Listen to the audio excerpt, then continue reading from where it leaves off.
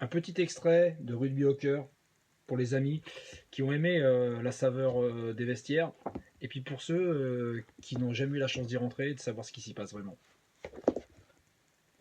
Les garçons sont assis, habillés, strappés.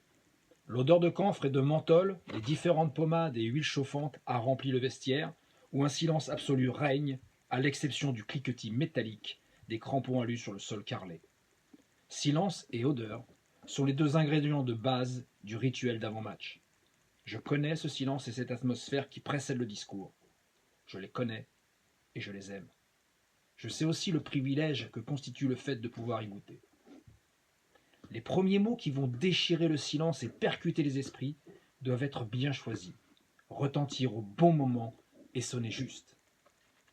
Bien les choisir, bien les envoyer, bien rythmer les phrases et moduler les intonations pour dire ce que les joueurs vont emmener avec eux sur le terrain, pour générer les émotions qui vont les nourrir pendant la partie, qui vont leur donner ce petit supplément d'âme qui va faire la différence.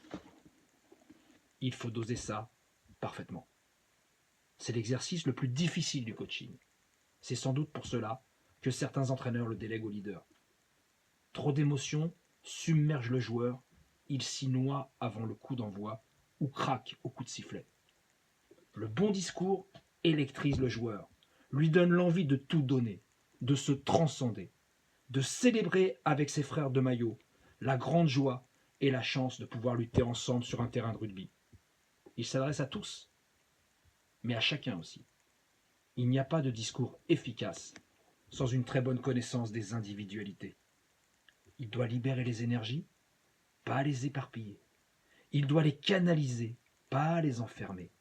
Le discours d'avant-match, si tu ne le sens pas, il ne faut pas le faire. Et là, je le sens. J'ai la boule au ventre, mais je le sens.